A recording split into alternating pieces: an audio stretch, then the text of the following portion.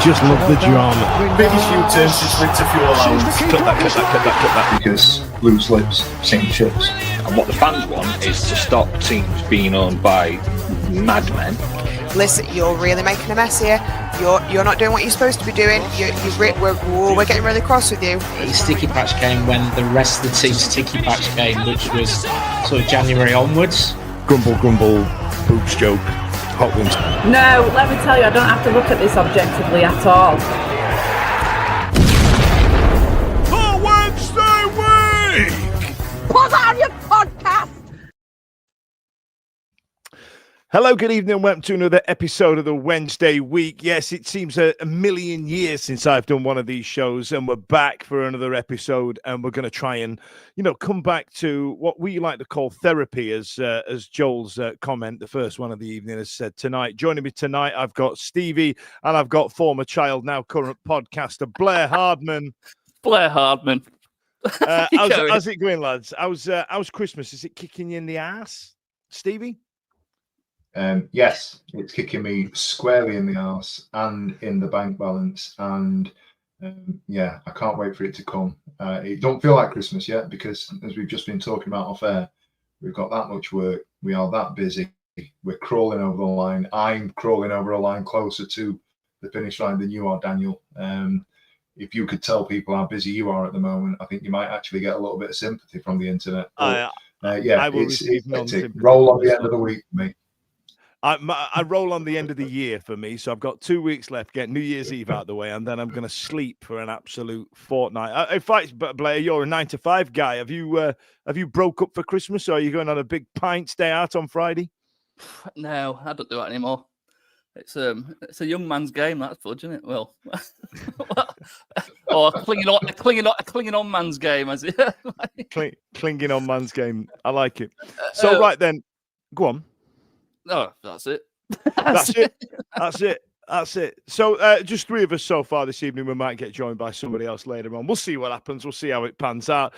We've got two games to get through.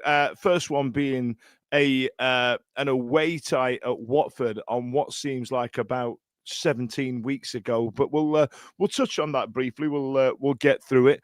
Let me find the media outlet.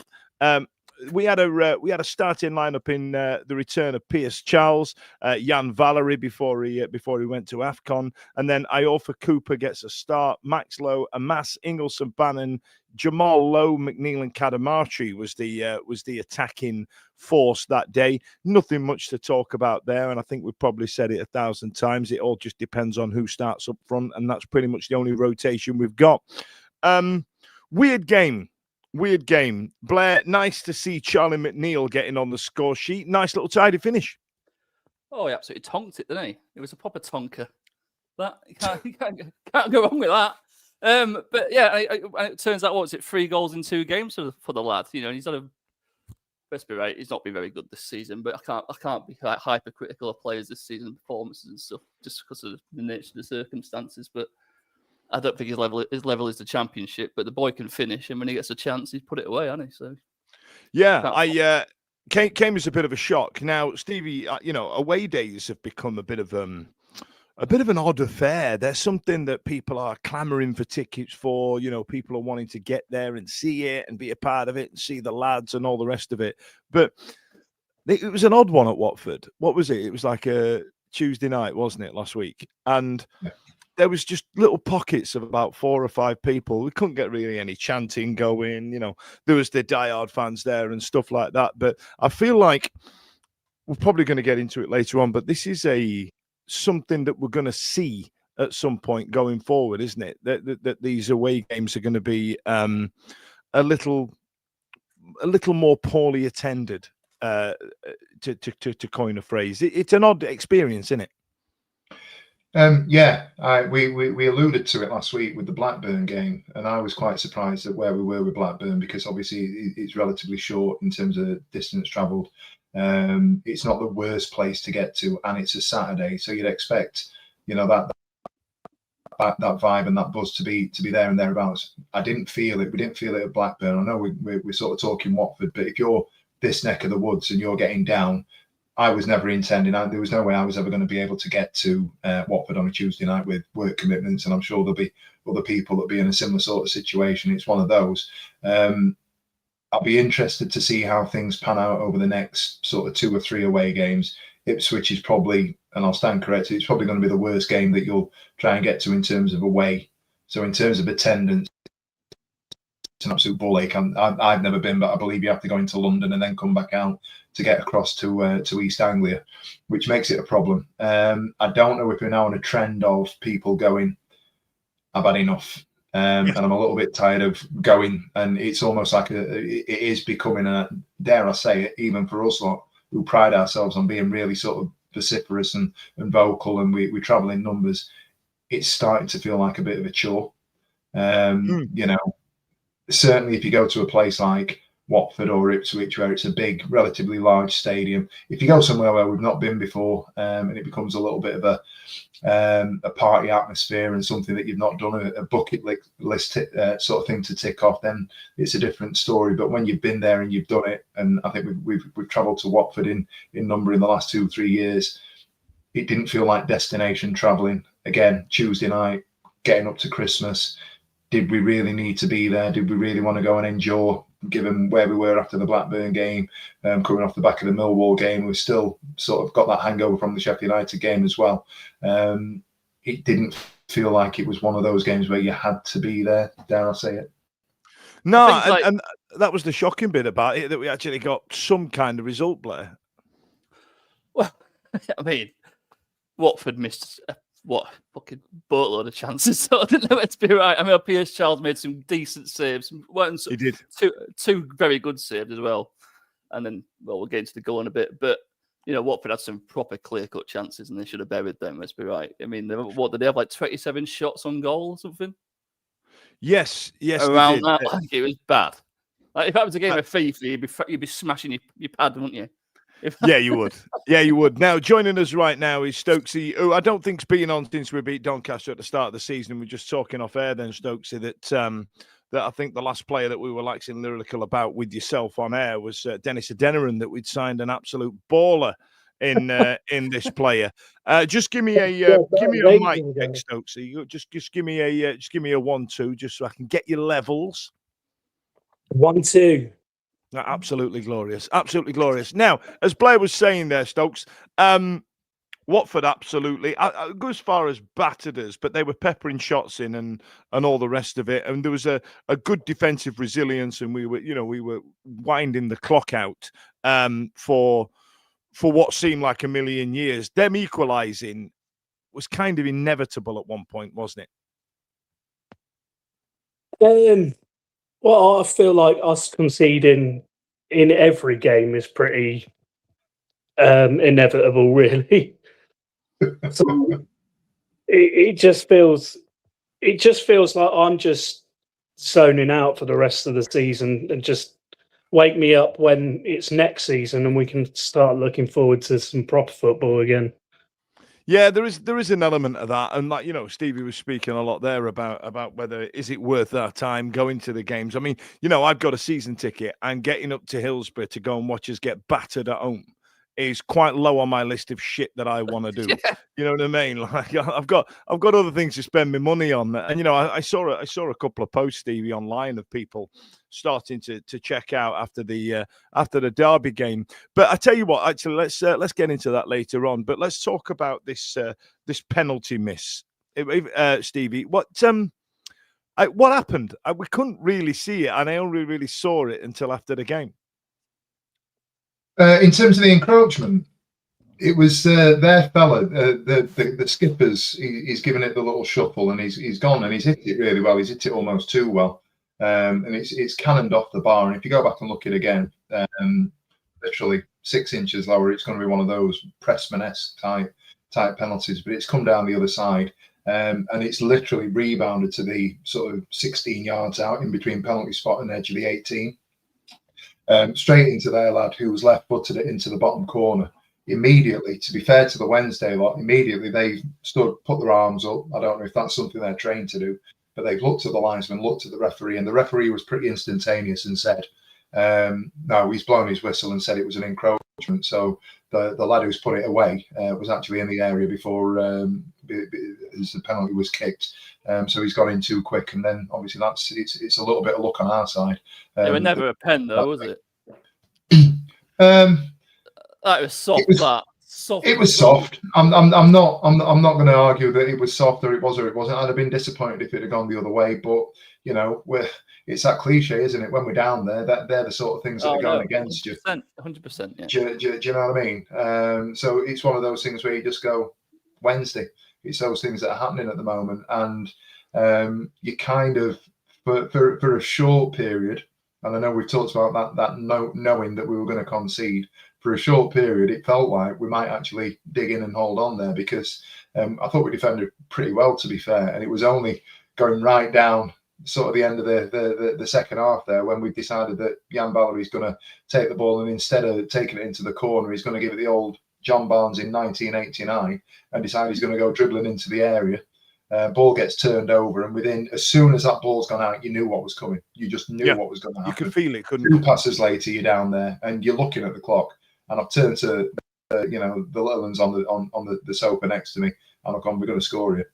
And it's one of those things as well where I don't know what it's like for anybody else. If you're watching on TV or you're watching online, you've got the lag between the goal alert and actually seeing it on TV. So every time you watch pings, every time the phone goes, it's one of those things where you're going, I'm not going to look because I don't want to know. And it's another sort of minute, 90 seconds before you can give it a look, before you go and have a to see what it was about. But for me, there was only one way it was going to finish from there. As an NFL fan, I know exactly what you're talking about. Getting the text alert through that there's a touchdown before you actually see it. It's a nightmare. Yeah, you've got. But then again, it's always the adverts as well, with all the American foods that I really enjoy whilst watching the NFL. So all the stuff that's illegal to eat over here. But one of the things I wanted to mention though is that's part what you've just mentioned there, Stevie, is part of the problem. Is that defensively, we're not like too bad. It's just we've got nothing in midfield or up front at all. We're not like, they're not getting any support or any. We're just getting overwhelmed, and it doesn't matter how good your defense is if you're constantly just getting the doors battered down. You're just going to concede at some point. Oh, I mean, even the best teams in the world don't like defending, do they? Let's be right. And they've got the best defenders in the world and the best keepers. Like let's get into some statistics actually, because Watford did 68% of the possession. They had 2.78 of XGs if you're an XG guy, and we got 0.48. It really was an absolute battering. And I think we got away with a draw, as disappointing as it was to concede so late on. You know what I mean? Interesting stat there to make note of when we move on. There's one shot on target from Sheffield Wednesday. And, the other half of these statistics absolutely spells out the same thing as well. The noticeable one is hit woodwork as well. They even hit the beans on toast at one point as well. Like it's been. I feel like if we'd have come away with 3 points, I'd have been ripping the seats out as a Watford fan. I've been absolutely furious. But then we move on to last night. We need to move on to the Derby County game, and the reason I want to move on is because I feel like there's two contrasting performances there, but there is a current trend going through. This is the starting lineup. So Charles again, Fuziri, who had special dispensation from Zimbabwe to come and play this game. Thanks. And then Iorfa, Cooper, Lowe, Amas, Ingleson, Bannon, J-Lo, McNeil, and Kadamatri keep their place. Now, I'm going to start early doors on this lineup, Blair. Kadamatri is not the player that he was. And I would even argue he's come out, he looks like a man, looks like a bloke. Is he skipping leg day? I mean, Christ, he's just all top. He looks like Deontay Wilder in terms of shape. Like, that bloke, he's not built like an athlete anymore. He's built like a bouncer. And I feel like it's affected his game. And there seems to be a certain amount of endeavour that's been lost from Kadamatri as well. And I feel also on top of that, and I'm not going to blame it all on his quite hefty shoulders as well. I also feel that there is an issue there in terms of getting the ball to him, because it's essentially, we're all going to stay at the back. It was a lot like my Sunday league team when he used to play for them. Like, we're going to try and keep the ball out. You have to dig your own out up there. And watching Cadamartri huff and puff around, it kind of, you understand Ike Ugbo's head loss 18 months ago a little more. Not that I'm saying that I'm forgiving Ike Ugbo, because he has been tripe. Absolutely. Yeah. Well, let's be right. But Cadamartri 2 seasons ago was the only reason we knew who he were, because he scored a lot of goals in the 21s and we were bottom of the league with like 3 points or whatever. And everyone was saying, get him in. He can't do any worse than what we've already got. And, and he couldn't do any worse than we already got, and he did all right. But he also had like Anthony Masaba and Jenny Gassama and Bannon, and and then not last season because he went to Lincoln. But he had better players around him. Obviously, he's not got as much responsibility, and they were a bit more fearless. Last season, he went to Lincoln. He didn't really rip the trees up at Lincoln, did he? I mean, he did. No. It was like he was on the bench a lot of the time for Lincoln, and he got injured as well. And this season, obviously with the summer, I could say it's hard to be super critical on any player because the circumstances they're playing under is just shit. And do any of them think they're going to be there next season? With new owners, and they might not want to be there after this disheartening, like demoralising season. They might want to just get a new fresh start anyway. So it's all in the up in the air, isn't it? Really, but he ain't the answer. I don't think he ever was the answer either. To be fair, his brother might have been. But that's gone now, isn't it? So. Just simply for me, he's just not good enough technically for the Championship. I think that's it. That was in depth, that Stokes. Thanks, man. I thought you were going to go into a big old long diatribe there, mate. But, I was just going to say, his first touch isn't great. He's not like the best finisher. Yeah, I kind of agree. I mean, that one he scored, that goal he scored for Jamaica in their World Cup qualifying process was a bit of a Marauder League One type of, not hit and hope goal. That sounds a bit harsh, but he has just bolted it. You know what I mean? I think that is pretty much his level, to be fair. Yeah. I think you're. I think you're right. I think you're right. And now, Stevie, let's get into this Derby County game. Did you have any expectations beforehand? Because after Watford, I lull myself into a false sense of security, thinking we might get something here. We're at home, thinking that being at home is going to help us, even though I can't remember the last time we won at 3:00 on a Saturday afternoon, even though obviously last night wasn't. I didn't. And do you know what? I kind of went into it thinking we'd do well to maybe get a point and keep things tight and see if we can hit something on the break, because at the moment, that's as good as it gets. That's all you can hope for. And then, bless him, Ash did a great hello from the other side Saturday morning with Chris Holt, the Derby lad, who spoke really well, by the way, about there's some great insight. And I know it's after the fact, and it's a little bit of a plug for the preview show that we did.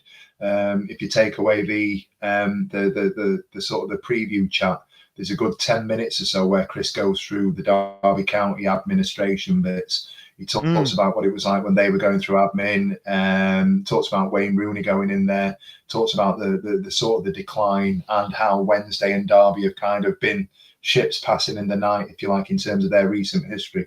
I came out of that thinking this could be a tall order. And he did say at one point, going back to the preview stuff, he did say at one point, if you can't defend set pieces, corners in particular, we are going to win 4-0.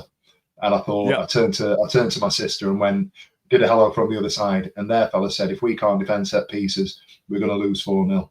And every set piece that came up, you looked at them, and it was Land of the Giants. Their back line were all 6'2", 6'3" plus. I'm not saying they were technically sound or very good, but they were big, they were physical, and just to sort of, as a little bit of a sort of tangent, you look at the ball being pumped up, and when we kick long, and you've got Cadamartri up there challenging with Dion Sanderson and the other two fellas, forgive me, I can't remember their names. There was only ever going to be one winner. It wasn't going to be our lad. They just ate everything up for days. And set pieces, long throws, it never felt like there was going to be anything that was going to come down on our side, really. To go back to Stokes' point earlier on about defending, and there's nothing in midfield going forwards. To an extent, I agree. We're very one-dimensional, even though we play this relatively expansive football on paper. But you get to that final third, and you might as well just turn around and go home, because there's nothing. We don't play through the lines. Every now and again, Bannon can be a little bit progressive and try and get the ball going forwards. But we will get a criticism of our team because we passed the ball a lot, and the possession stats last night were ridiculous. But everything that we did was sideways and backwards, because nobody moved, nobody created space, nobody was creating runs or making runs to create space for people to either occupy or move into. And it just got to a point where it was backwards. And then we'll go to Charles, and Charles will play square, and then we'll go forwards, and then it's rinse and repeat, and we go back and do it again. That felt like the sort of the formula for the evening. And whilst it was quite pretty at 0-0, the moment the first goal went in, that was it. Game over, isn't it? Game over. What was the first goal, player? That was Aguiman, wasn't it? It was just a corner, wasn't it? A set piece again. Yeah.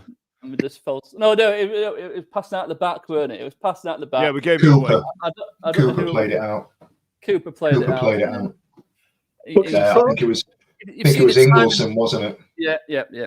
And you see it time and time again this season, where I think the first goal's always been something really simple, and I think, God, at least make them work for it. Because, like, do you know what I mean? Like, we've got this such a disadvantage already going into a game, and then they pretty much give them a goal every game at the moment. It's really poor. But again, is it tiredness? Is it also something like, Steve, one about Derby there? This season's unique, where the three relegated teams aren't parachute permanent doing it, are they? They're not top of the league like normally. They normally run away with the league. I think everyone now has got a point to prove and something to play for. And I think when they play us now, I think everyone's looking at us going, God, we've got to beat them 6 points. Because this season is such a big opportunity to get into that top 6. And absolutely. And I think and motivation to fight for the ball and to win the ball. Our lads have got nothing to play for at all. I mean, a bit of pride, but really, they already know they're down. Like, it's gone, and and that's it. They're already kind of playing for a pay cut as well. Let's get into a couple of comments as well. So, for example, Matt Talbot's gone with, why do we keep taking long throw-ins when we never win an header? It's a free header. I left at half time last night. I'm done with them. Sick of the same excuses. Player needs to start taking the blame, and the manager. It's the senior pros making the same mistakes. It's quite simple. They're happy to plod on and get minutes just to pass on and crack on for 90. I saw a lot of this on social media last night, and I saw a lot of it at Watford as well, Stokey.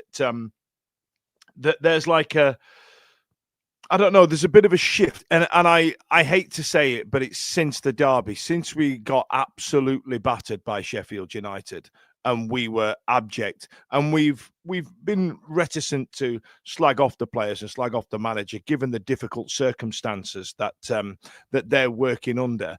There was a point before the derby where we were playing with fight and we were playing with endeavour, but at the minute, we just seem to be playing out the averages. That's the way it seems to me. Am I being overly harsh? Am I getting carried away because we lost the derby? I'm not so sure that is a player effort problem. I think that's to do with the system that we're playing. Everything's so rigid. But like Stevie was saying, we don't play in between the lines. We don't do any of that because our defensive structure relies on us staying in this sort of rigid system. So we're not making any like creative moves with the ball. Mm-hmm. Does that make sense? Yeah. I agree with you. And then, there was points here, Stevie, where Matt Talbot says at one point Pedersen was shouting, asking them to get back. Not a single player looked at him or listened. Is morale that much on its arse? I don't know if morale around the team is or around the camp is. There's definitely morale in the stands, in the fan base on the hashtag. We're all starting to, and you can feel it now. And I've got real mixed feelings about it. The Pedersen, I won't call it a witch hunt, but there's definitely movement now to sort of question where Pedersen is and what he's doing. And I know that I can't remember who it was. It might have been JK that put in the chat last night. Forgive me, James, if it wasn't you, but somebody had mentioned at what point do we start questioning. In fact, I know it was Ryan Goodinson online. At what point do we start questioning? What's the point? No manager could turn this around. No. So, sorry. At what point do we turn around and go, yeah, we're poor, we're shit, we're bottom of the league, but 1 win in 20, we've got to be asking questions. Go back to the point that we've just made about the parachute payments. Teams that are coming down, there's nobody other than Coventry really running away with this league, and everybody can beat everybody else. That's because it ain't a great league. And despite of everything that we're looking at, Wrexham have come up and everybody expected them to be in and around bits. Birmingham have come up as big spenders. They're mid-table sides in this championship because that's the sort of level that it is. I don't think it's a strong championship at all, and yet we're being left floundering, with what we've got. To go back to the point around the manager, at what point do we start looking at? And it's me being playing devil's advocate. At what point do we start looking at it and going, he's got to take a little bit more accountability, and there's no more free passes coming. I personally, he's come in, he's decided he's going to stay. I think you can go back and look at things that were probably said in July, August time. I would wonder whether or not, if he'd have known how hard it would have been when he said he wanted to stay, if he actually would have still stayed. I think the whole process is taking longer. And, there's a few more skeletons in closets and a little bit more in terms of the problems we're going to have to sort of overcome than he realised. And I don't know if that's playing a factor into what's going on behind the scenes within the club. But I absolutely feel that the morale that you've talked about, or that we're talking about, isn't necessarily what it was 6-8 weeks ago. Yeah, I think the part of it about Pedersen knows, but I firmly believe when a new owner comes in, Pedersen will, in the summer, be relieved of his duties, and we'll get a new manager in the summer. I do believe that. I do firmly believe that. And this is the thing. Why? Yeah. Well, one, because, as we're saying now, the results are poor. I mean, I can't be too critical on him because of the circumstances, but Statman will go, you're poor. You've just said it's a poor league this season, and you're still crap. You look at the hand he's been dealt with, Blair. At the end of the day, I agree. You can listen to it, and there are people on social media. This is a poor League One squad. But okay, I'm not disagreeing or agreeing. But if that's the level that he's got no manoeuvrability. I think the only thing that I would hold him to account for, to an extent, and I'll say this, and he will have reasons why he doesn't do it. I can't argue with the recruitment because there's been no recruitment. I think Cooper's been a solid signing. Redmond, all right. It's one of those, isn't it? He's come in and he's been somebody that when he came in and played that 11 minutes, we all got dead excited. Wednesday being Wednesday, he's then going to pull a groin and be out for 4 or 5 weeks, whatever it'll be. He may end up being replaced, and we may get somebody else in. The thing that I would hold Pedersen to account for and ask questions about, it continues not to be right. We're still not scoring goals. We're still not being a threat. You look at the XG, you look at the shots on target, you look at the goals that we're conceding, you look at the lack of creativity. We need to start looking now within the squad and within the playing team, the players that are there, at potentially having a plan B. And is it now a time where we start to look at, and you can name them, Jarvis Thornton, Reece Johnson, Yasser Allow, Will Granger. These are players that are sitting on the bench week in, week out. Allow, bless him, and all right, his first touch was dog shit last night. He's got Premier League teams looking at him. The kid's just turned 17. Fuck it. Chuck him in. Let's have a look at him for half an hour. Let's see what's going on there. Rangers playing, international football, okay, at a level that's a little bit lower than full international, but the kid's getting recognition. And when he played against Leeds, he did really well. Let's have another look at that. George Brown was chucked in. Weaver's been chucked in. The players that have been chucked in so far have done well. Because So they've got do the we now fight, need to and start- I think that's what comes back to. I think it comes. That's from what I'm fight. saying, Dan. I agree with you. I agree There with you. isn't a fear from these players that they're going to get dropped. Do you know what I mean? Let's get into the adverts and let's come out the other side and finish this Derby County Don't game. skip ahead, don't press that button. These ads are lean, not belly mutton. A tiny break before we pop. And don't forget the fun. Stop. So into the second half, Sheffield Wednesday went 2-0 down after 57 minutes from a goal from Liam Thompson, whose first goal it was for the club.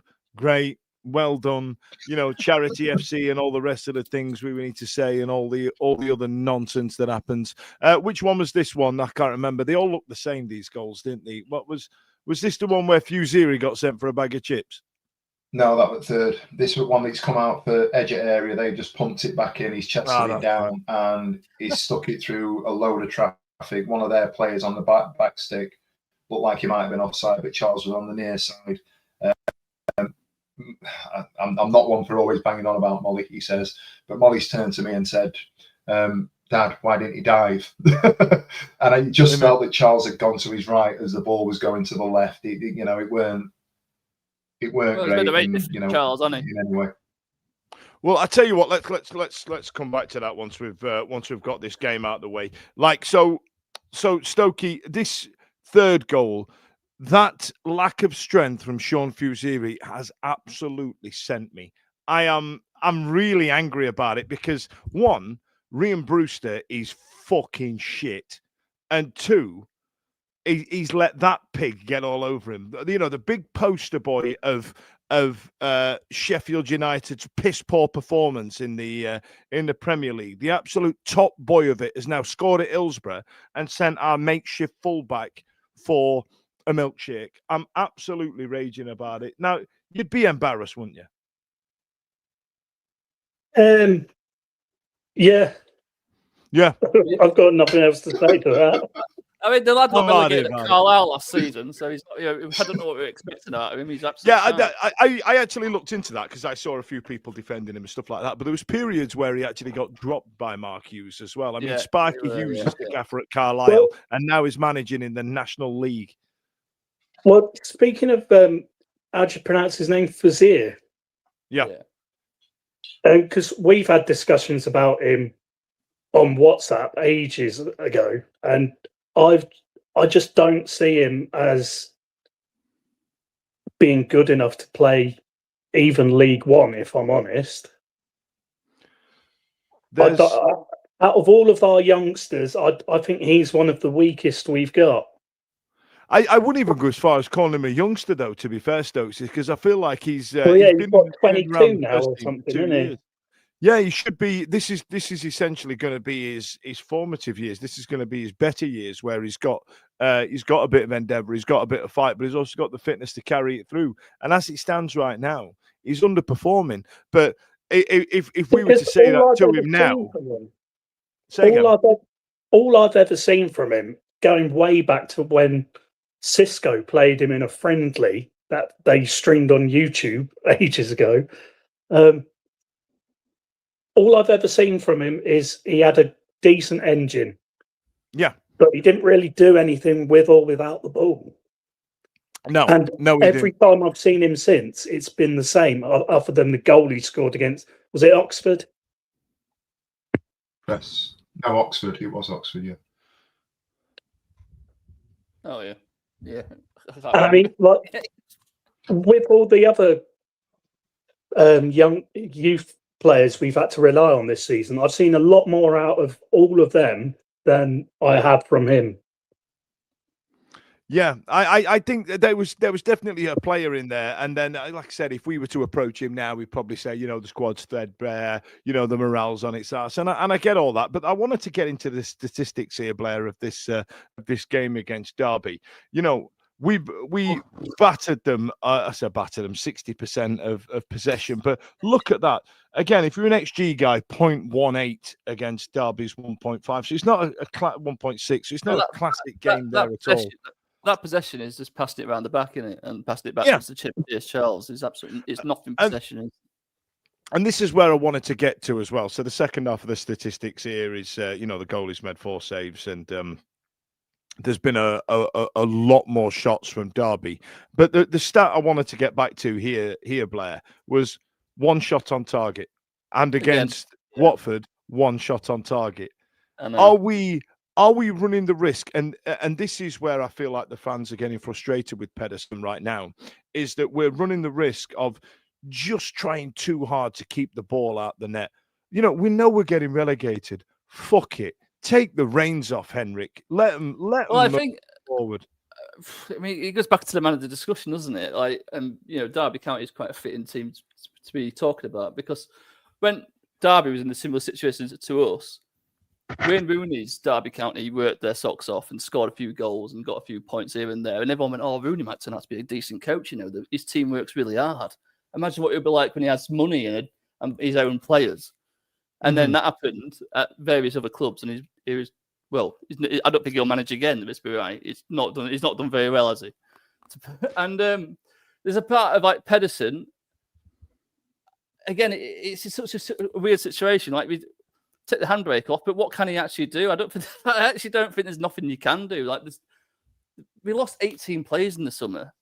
There's no formation change. We lost a lot of players, right? And then on top of that, Redmond's got injured, and then Weaver's got injured. George Brown's got injured. I love George Brown. From what I've seen of George Brown, unlucky. He's been fantastic.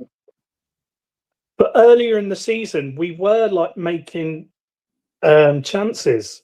They weren't playing 3 games a week though. Then were they? Fanti was getting in the box and getting shots off. I mean, okay, he wasn't converting them, but he was still getting there.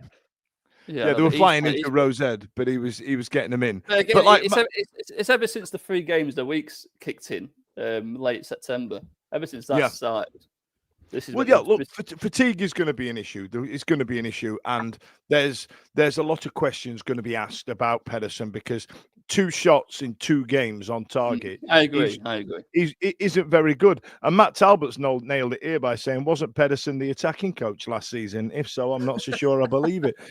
Which is we haven't spoke about the corner stat yet, have we? 102 corners this season, right? 0 goals. Dan, is that stat right? 2 shots in. Yeah, 2 shots on target in 2 games. That reminds me of, was it under Carlos where we had the 5 shots November 5 shots. No shots on target. Yeah. 5 shots off target in November. Yeah. Brilliant. I remember that actually. That was when we actually did have a team. Yeah, and that's when we were good. That's when we were good. But yeah. So let's move on, because I feel tonight it's time to broach something, and I don't think it's going to be nice. But brace yourself, kids. Hot topic.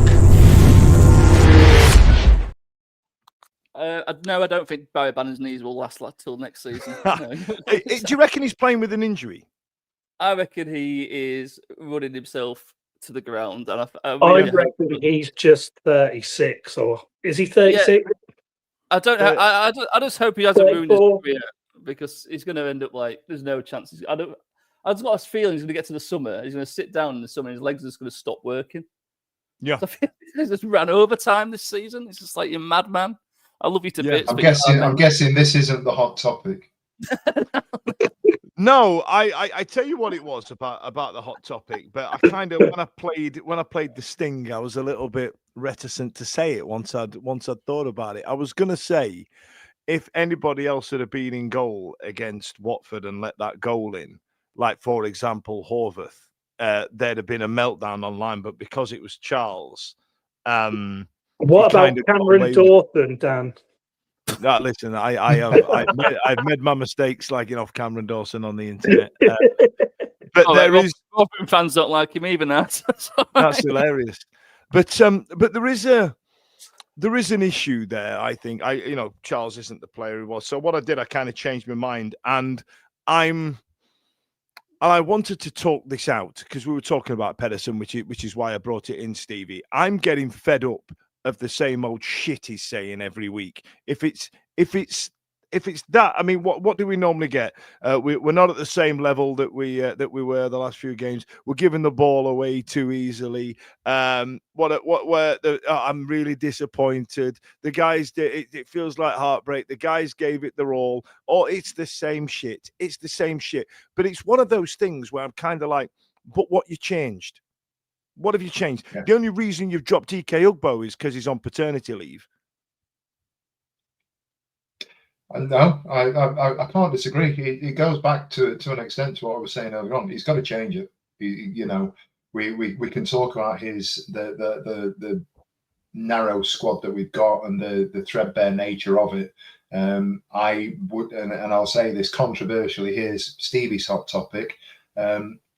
If it's a choice between Cadamarteri and Ugbo this weekend, I'd stick Ugbo in, and I would. I genuinely would. Cadamarteri's not scored a goal. He's scored one more than Ugbo this season, but he's not scored since Wrexham, and he's not looked like scoring. And the one-on-one chances that he gets, you could take Ugbo and plant him in Cadamarteri's positions. If they have the same sort of outlook, Cadamarteri gets a pass in situations that Ugbo doesn't, and I don't think it's right. So if you're playing one or the other, it's time to swap them out and get Ugbo back in. And I know I'll catch a few pelters for that, but I genuinely think that happened. Personally, I'd like to think we're in a situation where Brown is coming back to full fitness, and maybe he can do an hour or before bringing him on. I know he's got a big thing about managing players. I'd also look at getting somebody else. Just stick somebody in there up top. Let's see what we've got. Blair made a point around McNeil being a League One player potentially, or not Championship level. I actually think the goal against Watford and the goals previous have done him the world of good. I absolutely got after him privately against Millwall. I thought he was anonymous, and I was in that camp where we've not seen anything of him. I think in the last 3 games, although the performances haven't been there, he's shown flashes of somebody that can be absolutely fantastic when he's playing well. The confidence that's going through him is, it's going to do him the world of good. I'd look at the youth. I would, and we've done it in certain positions. We've got chucked in, and he's took his chance. Brown got chucked in, he's took his chance. It's now time to start looking at some of the other ones. I like what I've seen of Thornton. Get Thornton in there. Get a Lau in there. Have a look at him. I'll bang the Will Granger drum all day long. I think he's a fantastic player. I think if you look at his numbers in relation to Cale and Cadamarteri, they were a little bit of a partnership, weren't they? With Cole's gone, have a look at Will Granger. We've got nothing to lose. Let's get him in and around it. Let's get him in and around the team. Get him some minutes. We can't keep churning out the same. Right, this is the formation that we're going to play. Ingleson, we talked about his sort of situation. He hobbled off last night. He could barely walk. The guy, we're running these players into the ground. Yeah, we've got to change it. Yeah, and I tell you what, Blair, the question that comes out obviously is as we talk about something like this, but Bob Bennett has said, change it to what? Taking the reins off Shite ain't going to turn them into Man City. I appreciate that, Bob, and I appreciate. I'm not talking about changing personnel, because we're not in that position, but whatever he's got them playing, whatever reins he's got on him in terms of keeping it tight at the back and playing these wing backs and all the rest of it, it ain't working. It ain't working. Iorfa can't play in a 3 because they don't know who's marking who. We've got a left back playing centre midfield and a full back playing centre midfield and a centre midfielder playing full back. Now both of those players have now gone to AFCON. We have to change it anyway. Why? You know what I mean? It's unique circumstances, isn't it? Because in any other season, if a manager goes on this run, he gets sacked, doesn't he? But a manager also doesn't have 18 players taken off him and 2 frees. But I don't think we're asking for us to like go on some ridiculous run and start winning all these games. We're just asking to see a little bit more. Someone else. It can't happen. I physically believe it just cannot happen. I don't think anyone could do anything with this squad at the moment. I think it's that fucked. I think that's if you look at Jay Blogg's comment on screen now, there it says, to be fair to Emerick Pedersen, what can he say? They are a very shit. It's like training elephants to ride a bike. And I get that. But, Henrik, man, stop. Can you go back and do your accent? Since the chairman's gone, We've lost the accent. Can you go back? Put that comment back up. Put the comment back up. He's Can Italian you do now, that? apparently. They are very shit. Do it again.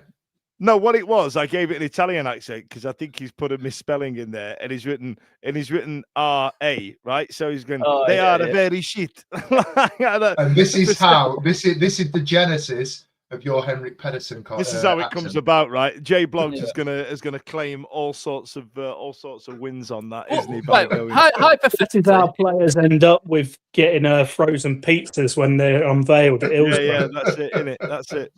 Hypothetically, right? If a new owner comes in before January, we know by it sounds that the fee restrictions are going to be to the end of January 2026 rather than 2027. Would you, as a new owner, sign players to sort of like waste money in January just to get you over till the summer, or would you just see how it just let it peter out until? That's an interesting question, Blair, because you can get freeze, can't they? He's got but we've still got a 7K limit. Now, the issue that we've got is, do we chuck good money after bad, essentially? Because we're not going to get any top-end League One players because, as it stands, they'll be playing at the top end of League One, probably on better money. We've still got that 7K wage cap at the top of the at the club as well, at the top end of the earners. So to get players over the line aren't going to be future-proofing players. So it's just going to be a bunch of also-rans that might fancy a run out, that might come good if we get some frees. Like Nathan Redmond is a great example of that, right? I feel like a couple of people might come in the door, but I don't know how the administration restrictions work, depending on where we are with the takeover and the rest of it. But I think it's a solid question. Kieran Mallet has gone with Fusiri has got Palmer vibes, 6 out of 7 out of 10s every week, but you can't deny his improvement since playing in the first team. I hated that Palmer's actually a good footballer, though. Right, you two can go and have a kiss behind a bike shed or something like that. And then Matt Richards has said, bring it in Claudio Ranieri. Look what he did with the players at his disposal at Leicester, won the league. And then this is where we've got to now as a fan base. And Stevie, this is what's happening here. This is what you're doing. Rob Shirley's gone without a put Ugbo on at half-time last night. Kadamatri is in the Ugbo camp, and that's why we're all so excited about George Brown. He scored in a game where we won. He showed some endeavour and some fight by leaving that Portsmouth fullback on his ass, and the other two can't get anywhere near it. They don't have. You know who you haven't even mentioned there? Go on, Jamal Lowe. Jamal Lowe has been shite for a long time. However, with Jamal Lowe, right, and I tell you what, Stokey, I'll come to you about this actually. So, Jamal Lowe's an interesting one for me because I think in there these are the players starting every week. In there is a player that's got a lot more fight and endeavour. Let's say the most amount you can give is 100%, right? I think Jamal Lowe, in terms of fight, gives minimum 75. Ike Ugbo's on 15, and that's why I prefer him in the team over Ugbo. You know what I mean? I feel like he's Danny still Roll just as effective. Well, I agree, right? And that's why we need to change something. Like, do we try pushing him out wider a little bit because there's pace there and there's a desire to get to the ball. I just feel like his confidence in front of goal is on its ass. So why don't we use that pace and fight somewhere else as opposed to having him up front where he's got Kadamatri and his spindly spaghetti legs, his Deontay Wilder physique. Just trying to barge people over, skipping leg day. Let's have him bombing down the wing and in the byline. You know what I mean? Where are you with Jamal Lowe in terms of our strikers? Well, my best mate is a Pompey fan, and he believes the sun shines out of his arse. And I feel like I want to take him up with trade descriptions for that. He's a good player, but he's got a level, and I think, especially when you haven't got a good team around here, you're not going to reach that level.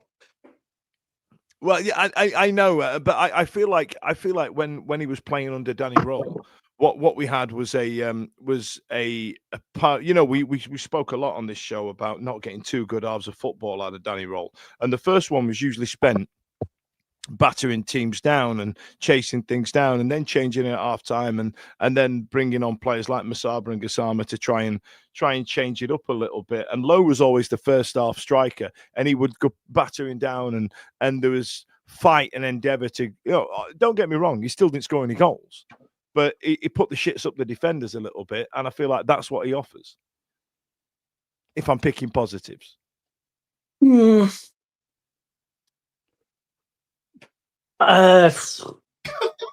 All right, cool. Right then, let's have a move on from that. I don't know what you're talking about. What do you mean? I just don't see it. You don't see what? What The are last we not time seeing? I saw Jamal Lowe have a good game at Hillsborough was when he scored against us for Swansea. Nah, it was that game that Craig Hayward said where he played all right in that midfield role. And let's not forget, we thought we'd had a really good striker in that opening home day fixture against Plymouth last season, where I thought he was great that day. I thought, hang on, we've got a player here. We're going to be great this season. And then it turned out to be a slow spiral towards the drain. So go on, Stevie. I was just going to say, do you know what I'd love to see, or I'd be interested to see? I'd like to see Brown as a big man up top, yep, and McNeil off him. Yeah, half a game of football, go two up top. Let's see even if it's you Mike Bassett 4-4-2, play two up top, whatever that shape in the middle looks like, and just see if we can get anything with a McNeil running off a big pivot. And just see if we can change it up a little bit, because we've done it to death. We've managed to do 52 minutes on these two shit shows of games, but the sort of overarching theme this evening is what we've got at the moment. For whatever reason, we recognise it, but it ain't working. And I think we're coming out of it. This episode of therapy, if you like, recognises that we need to change something. Yeah, McNeil. Also, with that, I'd quite like to see Johnson on the left. I'm not against it. Do you know what? Somebody put in the comments earlier on that when I talked about the youngsters coming in, that they felt that some of them might look a little bit lightweight. Yeah, I agree. You look at them; they are boys. You know, Weaver's a young man in a big man's body. George Brown is a unit.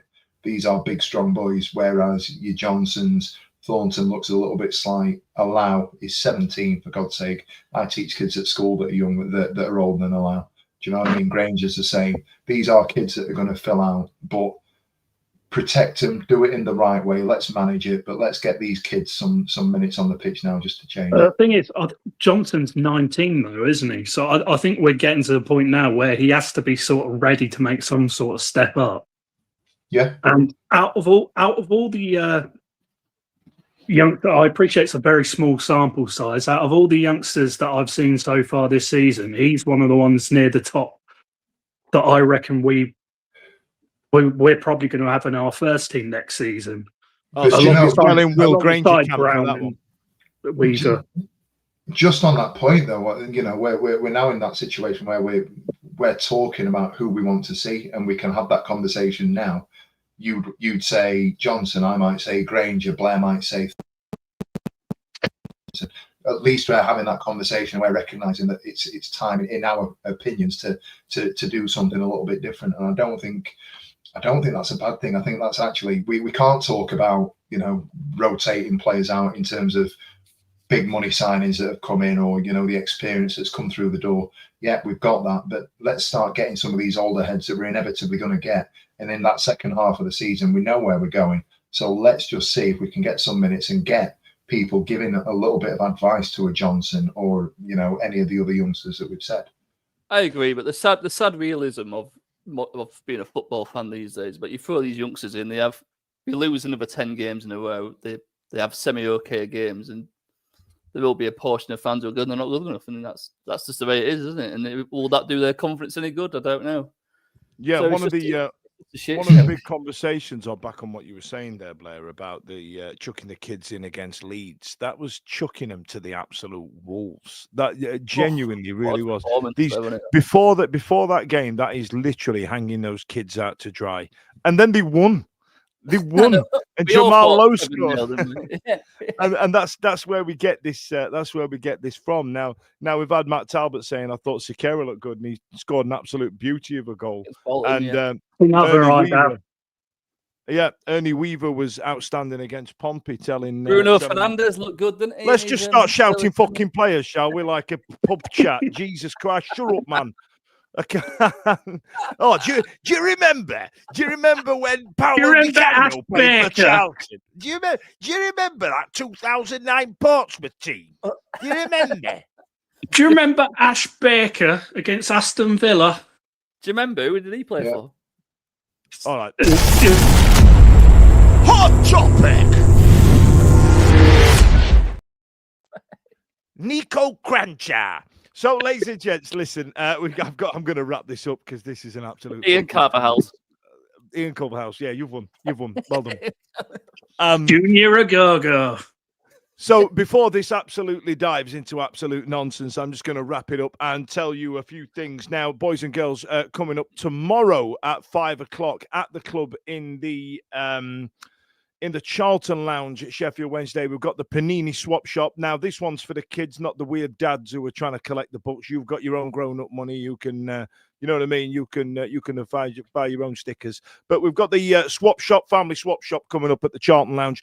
Please, you do need to sign up for tickets because we need to manage numbers. It's been really popular about it. I'm absolutely blown away by the response. So please do get involved. The link to the sign up is on our X and on our Instagram. And let's try and fill a few books. And if it's popular enough, we'll probably do one after Christmas as well. We've also got some giveaways, and the club are trying to sort a special guest, which I believe is 90% over the line. If it's Liam Palmer and Stevie blows a tire out, that will make me very happy. I don't know if it is. I've just made that up, but it might be. It might be some of the players that we were just listing there. And also, I wanted to do a big shout out to the We're All Wednesday, aren't we? Group on Facebook, WAWAW.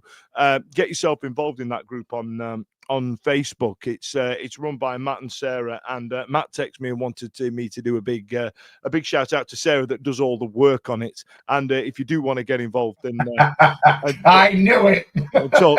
Talk Sheffield Wednesday. Please get involved. They did raffle us off a couple of the classic football shirt Christmas jumpers, and bless them. I said to them, please take a cut for doing the work, and they've donated all the money to our community fund. On the back of that, we will also be giving away a couple of tickets coming up soon as part of our TWW Together community initiative. On the side of that was the announcement. That was the housekeeping. Does anybody have any other business that's not just randomly shouting footballers? I think. Do you know what? I think you've covered everything there. I know. There's been a couple of things, and I think it'd be remiss of us not to address this. Been a couple of things that have just come up in the AOB comments around the takeover stuff. I think I speak on behalf of Dan when I say this. We've done this to death for like 3-4 weeks now. We've done the Ashley chat. We've talked about the Waltons. We've talked about Texter. We've gone on and on and on with it. I don't think anything actually happened this week. We could sit here and wax lyrical about Ashley and Ashley out, but beyond that, I think we've done it. Yeah, so I tell you what, I think if the only thing I wanted to add about the takeover rumours is that's all they are. That's all they are. The serious people have signed non-disclosure agreements. They're just rumours. And let's say, for example, that Mike Ashley is the preferred bidder. That wouldn't be that bad, kids. It wouldn't be that bad. The only reason that you think it's bad is because somebody on the internet or somebody along the lines has announced that it's this multi-billionaire that owns this American franchise, and it's this multi-billionaire that we've had no confirmation whether those multi-billionaires are true or not. You know what I mean? Just keep an eye on. I think it's Alex Miller and Rob Staton that are doing the work on those transfers, because I think Joe Cran said he was avoiding the topic because of the work that those guys are doing. So let's report on the news once the news happens. Let's not try and guess what the news is, because that's nuts. I think that's the best way to not go insane, is just wait for a fucking announcement. Isn't it? Stevie, did you say something there? I was just going to say, that said, if something blows up tomorrow, we will 100% be podcasting from Dan's work kitchen and my office. God almighty. I'm not ready for that. I'm not mentally ready for it. So if they could wait when we're not at work, when it's not Christmas season, first couple of weeks in January when it's dead, that'd be great. Yeah, let's do that. Emergency podcast there. We could, anything after about the 2nd of Jan, let's do it. Blair, I'm going to give you a rare opportunity to plug your podcast. Jesus Christ, all right. So when I left the Wednesday week, because I got demoralised from talking about Sheffield Wednesday all the time. Oh, listen back to this last hour.